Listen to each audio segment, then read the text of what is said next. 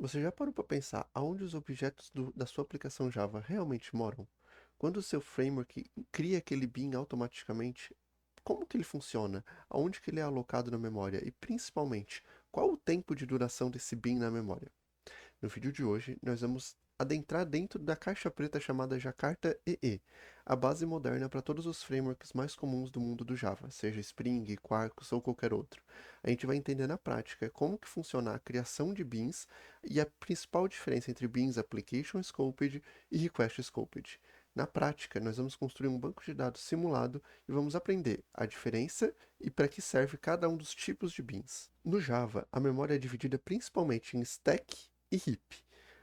A stack guarda a execução de todos os métodos e variáveis locais. Já o heap é um grande terreno onde os nossos objetos vivem. Todo bin do Jakarta-E é criado e instanciado lá no heap. A grande sacada do Jakarta-E é o CDI, que é o controle de dependências. A gente tem também os controles de dependência em frameworks modernos.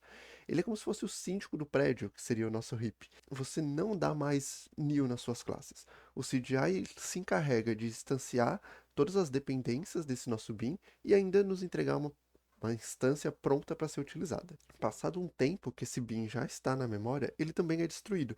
Daí a função do Garbage Collector, que serve para limpar um pouco da memória. Mas como ele sabe a hora de destruir esses bins? E aí é que entram os escopos. Quando eu tenho um bin application scoped, esse bin nasce quando a aplicação é iniciada e ele só vai morrer quando a aplicação desliga. Ou seja, ele dura durante todo o ciclo de vida da minha aplicação. Já o bin request scoped, ele tem um ciclo de vida mais restrito. Então ele vai iniciar quando tiver uma requisição, uma transação acontecendo, e assim que essa requisição ou essa transação é finalizada, o meu bin também já é automaticamente destruído pelo garbage collector. Partindo para a prática, hoje nós vamos construir um banco de dados simulados. Nós vamos simular um banco de dados application scoped e também um banco de dados request scoped, para a gente conseguir entender na prática a diferença de cada um desses tipos de bins.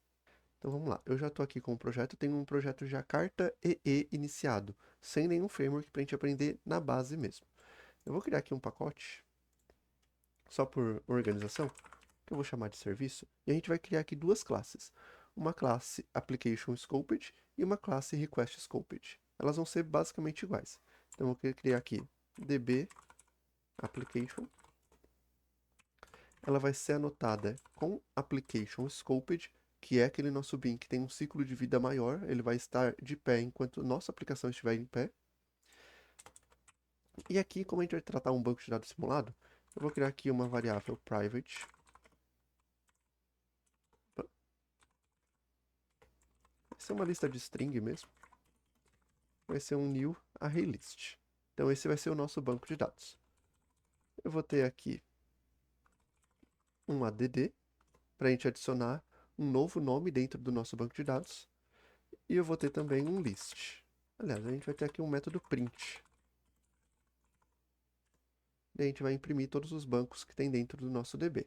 Simples, só para nós validarmos. Eu vou duplicar essa classe, só que agora ela vai ser request. Então eu vou ter aqui um DB request. Esse carinha aqui, a gente vai apenas mudar ele para request scoped. Posso remover aqui os imports. Então a gente tem exatamente a mesma classe, tanto para adicionar como para printar o meu banco de dados, porém a diferença são os escopos dos nossos bins. No DB request a gente tem ele anotado com request scoped, e no DB application nós temos ele anotado com application scoped, para a gente entender na prática a diferença do ciclo de vida. Vou criar aqui mais um pacote, eu vou chamar de resource, e eu vou chamar aqui de DB resource. Nesse carinha aqui nós vamos ter dois endpoints. Um para inserir, a gente vai fazer tudo no mesmo. A gente vai inserir e listar os itens que estão no application scoped e outro que a gente vai inserir e listar os itens que estão no DB scoped. Então vou colocar aqui um path barra db. Vou ter aqui um método post. Vou fazer ele ser void mesmo, não tem problema. E aqui, como a gente vai utilizar os nossos bins, eu preciso fazer a injeção deles. Então, se tratando do ambiente Jakarta, a gente vai utilizar a notação inject. Então, eu vou colocar aqui que eu vou instanciar o DB application e eu vou injetar também o nosso DB request. É isso aí. Para ambos, eu vou criar uma string e eu vou adicionar essa string. Então eu vou pegar só a título de exemplo e curiosidade, nós vamos pegar um UUID, só para ser algo que gere automático e seja mais rápido aqui pra gente. Então, apesar de que a gente tenha criado um DB de nomes, vai ser uma UUID mesmo. Para ambos aqui, eu vou pegar o meu DB application.add, então eu vou adicionar o nome, eu vou fazer a mesma coisa para o DB request, e em ambos eu também vou pedir para ele printar já. Então eu vou adicionar aqui um systemout, só para a gente se organizar. Então eu vou